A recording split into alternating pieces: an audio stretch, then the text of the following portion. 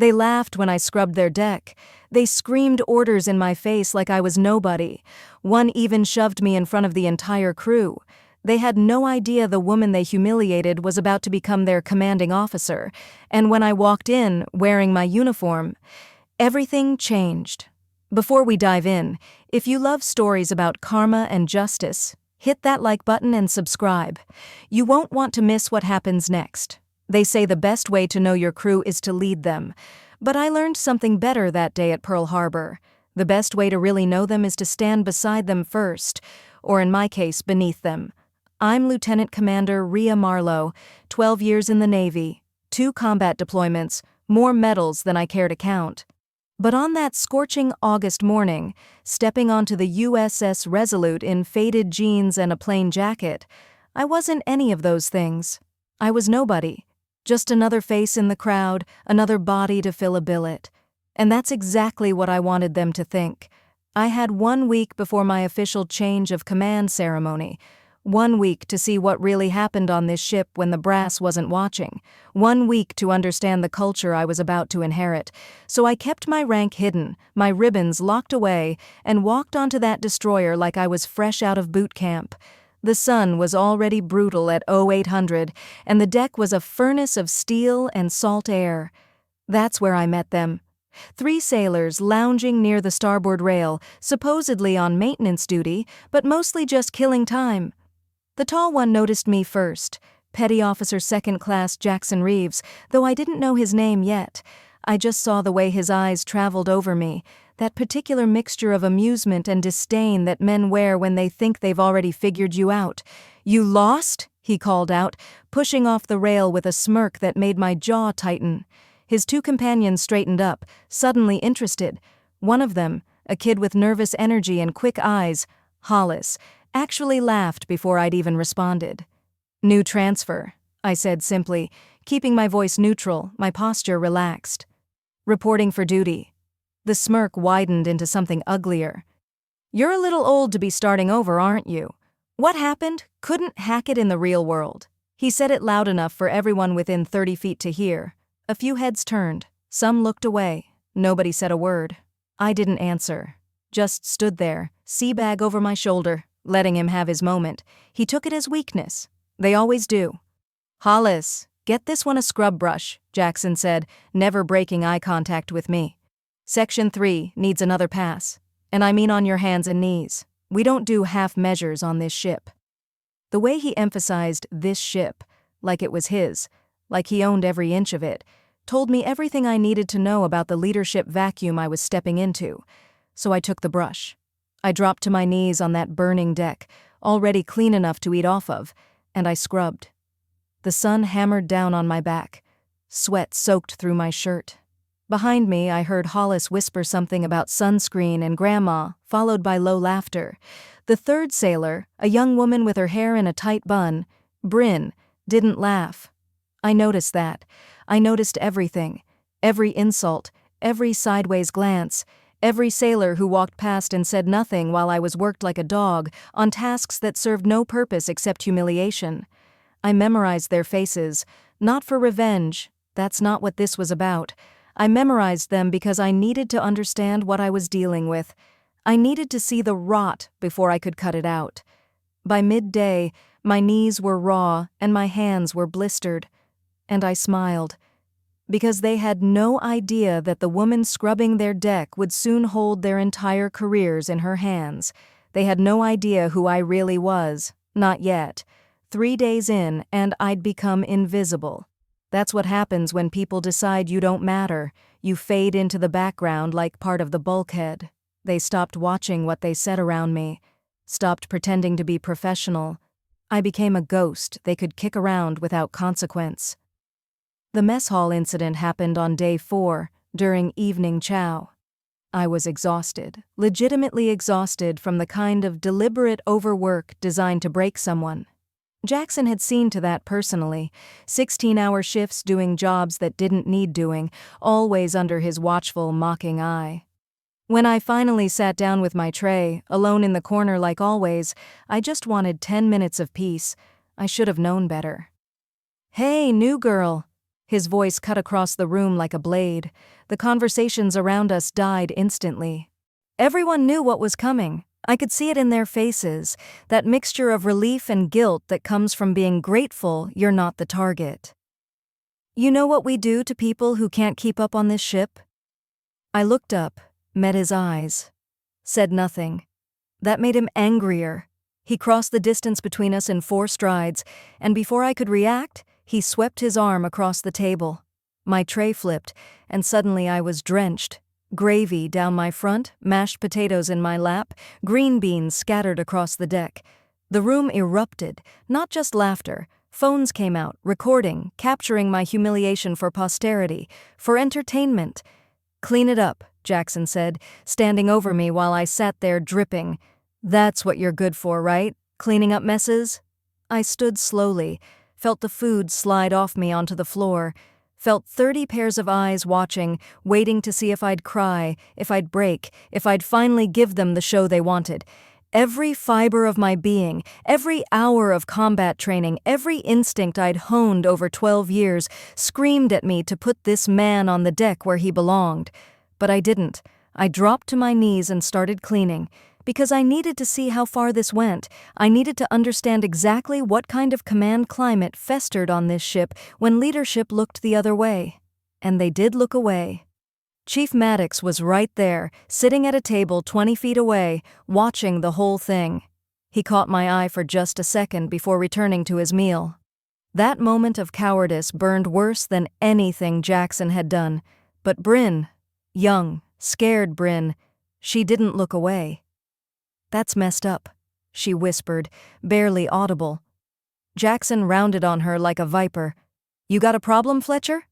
She shrank back, said nothing. I didn't blame her. You can't expect a seaman recruit to stand up to a second-class petty officer, not when the chiefs won't even do it. The worst came on day 5, during night watch. I was alone on deck, running on maybe 3 hours of sleep, when Jackson appeared. I smelled the alcohol before I saw him. Bourbon, cheap and heavy. His eyes were unfocused, his movements loose and aggressive. "You don't belong here," he slurred, backing me against the bulkhead. "Too weak, too old, too soft." Then he shoved me, hard, my shoulder blades slamming into steel. "Why don't you just quit?" I could have ended it right there. One movement, one defensive technique from the dozen I knew, and he'd be on the deck wondering what hit him. But I didn't. I just absorbed it. Absorbed the shove, the insult, the hatred pouring off him. "Nothing to say?" He laughed, bitter and cruel. "That's what I thought." He stumbled away, and I stood there in the darkness, touching my shoulder where it would bruise. Tomorrow, I thought. Tomorrow everything changes. Tomorrow they learn who I am. Morning of day 6 arrived like Judgment Day, though only I knew it. I woke before dawn in my temporary quarters, staring at the uniform hanging in my locker, the one I hadn't worn in almost a week. Service dress blues, crisp and perfect, with the gold oak leaves of a lieutenant commander gleaming on the collar. The ribbons told stories these sailors knew nothing about. The surface warfare pin, the combat action ribbon. 12 years of service they'd dismissed as weakness. I touched my cheek where the handprint had faded but not disappeared. Last night, during evening muster, Jackson had crossed a line even he couldn't uncross. He'd slapped me, in front of 40 sailors, in front of Chief Maddox, in front of everyone. The crack of his palm against my face had echoed across that silent deck like a gunshot, and nobody, not one single person in a position of authority, had done a damn thing about it. Bryn had tried to step forward. I'd seen her move, seen Hollis grab her arm and hold her back. That small gesture of solidarity meant more than she'd ever know. But the rest? They'd scattered like roaches when the lights came on, grateful it wasn't them, relieved to escape before the violence found a new target. I'd stood there alone, my face burning, and I'd made a choice. Not revenge, never revenge, but accountability, justice, a reckoning. At 07:30, the shipwide announcement crackled through every passageway. "All hands, report to hangar deck at 0800 for change of command ceremony." I could imagine the confusion spreading through the berthing areas, the whispered conversations. Nobody had known it was happening today. Nobody had been prepared. Perfect. I took my time getting dressed, every button placed with precision, every ribbon aligned exactly, the belt buckle centered, my hair pulled back in a perfect bun. When I looked in the mirror, I didn't see the woman they'd degraded for 5 days. I saw a naval officer, a leader, a commander. I saw who I'd always been. The walk to the hangar deck felt like miles. I waited in the side passageway while the crew assembled, listening to the shuffling of feet, the murmur of voices. Through a crack in the door, I could see them. All of them, standing in formation in their dress uniforms. Jackson was in the 3rd row, looking hungover and irritated. Hollis stood beside him, fidgeting. Chief Maddox was with the other senior enlisted, his face carefully neutral. And Bryn, small and straight-backed, stood at attention in the rear. The outgoing commander gave his remarks, thanked the crew, talked about honor and tradition and the proud history of the USS Resolute. Then he said the words that changed everything. "It is my honor to introduce your new commanding officer." The side door opened. Every eye turned toward me. I stepped into that hangar, and I swear to God the air itself changed.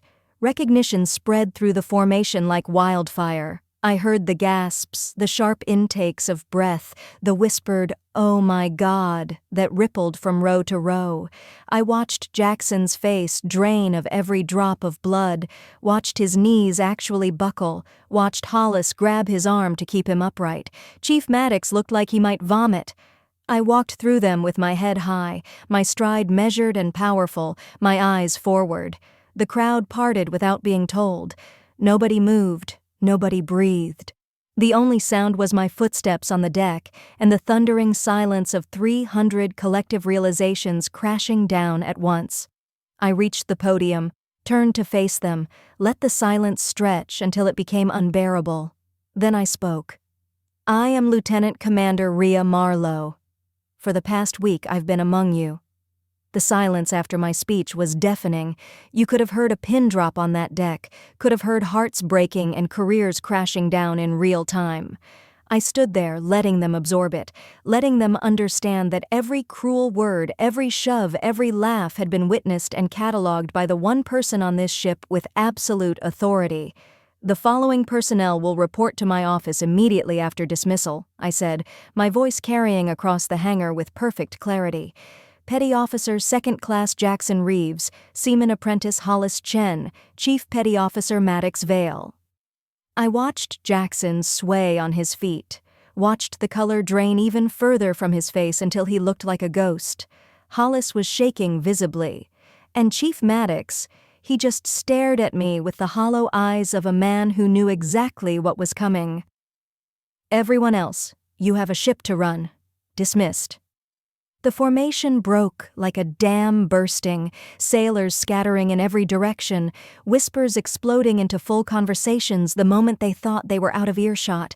But 3 men remained frozen in place, knowing they couldn't run from this, knowing there was nowhere to hide. 20 minutes later, Jackson entered my office. He couldn't even look at me, just stood there at attention, eyes fixed somewhere over my shoulder, his whole body trembling. The arrogance was gone. The cruelty had evaporated. All that remained was a terrified kid who just realized he'd assaulted a superior officer. I let him stand there, let the silence build until sweat beaded on his forehead. "Do you know what happens when you strike a superior officer, Petty Officer Reeves?" I asked quietly, still seated behind my desk. "Ma'am, His voice cracked. "I didn't know? That's your defense?" I stood slowly, walked around the desk until I was 3 feet from him. "That you only abuse people when you think they're powerless? When you think there won't be consequences?" I pulled out a folder from my desk drawer. His service record, documentation of every incident over the past week, statements I'd written each night in meticulous detail, timestamps, witnesses, even some of those cell phone videos that sailors thought they'd deleted. "I could end your career in the next 5 minutes," I said, opening the folder so he could see. "One signature, one report to JAG. You'd be gone." He was crying now, actually crying, tears streaming down his face, and I felt nothing. Not satisfaction, not pity, just a cold, clear certainty about what needed to happen next. "But I'm going to offer you something you never gave me." Petty Officer Third Class Reeves. I watched him flinch at the rank reduction. "A choice. You will accept non-judicial punishment. You will be reduced in rank. You will undergo mandatory leadership and sensitivity training, and you will personally apologize to every sailor on this ship you've mistreated. And I mean every single one, not some half-hearted sorry, real accountability." His eyes finally met mine, red and swollen. "Because here's what you don't understand yet," I continued. "I don't want to destroy you. I want to see if you can become the sailor you should have been all along. I believe people can change, Petty Officer Third Class Reeves. Now you're going to prove me right, or you're going to prove you don't deserve to wear this uniform. Your choice." "I'll do it," he whispered. "All of it. I swear." "Good. Now get out of my office and send in the chief." If Jackson was scared, Chief Maddox was terrified. And he should have been, because his cowardice was somehow worse than Jackson's cruelty. 3 months later, I stood on the bridge wing at sunrise, watching my crew prepare for morning quarters, and I barely recognized the ship beneath my feet. Not physically. The USS Resolute was still the same destroyer, same steel and systems, but the soul of this vessel had transformed into something I never could have forced into existence. It had to be chosen. And slowly, painfully, beautifully, my crew had chosen it. Jackson Reeves, Petty Officer Third Class now, was down on the deck leading a group of junior sailors through maintenance procedures. I watched him pause, noticed a young seaman struggling with a valve, and saw him step in with patience I never would have believed possible. His voice drifted up to me. "Here, let me show you. It's tricky the first time. I remember when I couldn't figure it out either." No condescension, no cruelty, just genuine help. That's when I knew the transformation was real.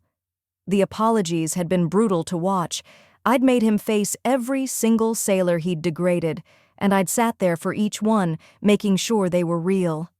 Some people accepted immediately, others needed time. Bryn had looked him straight in the eye and said, "I forgive you, but I won't forget. Prove you've changed." And he had nodded, accepting that burden without complaint. Chief Maddox was gone, transferred off my ship within 2 weeks. I'd been clear with him during our conversation. Leadership isn't a title you wear, it's a responsibility you earn every single day. He'd failed, and in the Navy we don't get unlimited chances when sailors' lives and welfare are at stake. His replacement, Chief Petty Officer Ramona Solis, was everything Maddox wasn't. Strong, principled, unafraid to stand up when standing up mattered. The culture shift hadn't happened overnight. I'd implemented new policies, sure, open-door command climate, zero tolerance for harassment, mandatory bystander intervention training. But policies are just words on paper. What changed everything was showing my crew that I meant it, that I would lead beside them, not above them. I started joining PT sessions, running alongside the newest seamen. I ate in the mess hall with everyone else instead of hiding in the wardroom. When problems arose, my door was actually open, and I actually listened. Novel concept, apparently. And the crew responded. Our efficiency ratings climbed. Morale scores went from bottom of the fleet to top 10. We won the Battle Efficiency Award 2 months early, but those were just numbers. What mattered more was watching sailors help each other without being ordered to. Seeing senior enlisted actually mentor instead of intimidate, hearing laughter in the passageways instead of whispered complaints. Last week, a new sailor reported aboard, an actual new recruit, fresh out of A-school, nervous and wide-eyed. I'd assigned Jackson as his sponsor, and I'd watched from a distance as he greeted that kid with kindness and genuine encouragement. "Welcome to the Resolute," he'd said, "best ship in the fleet. We take care of each other here. You need anything, you come find me. No question is stupid, no concern is too small."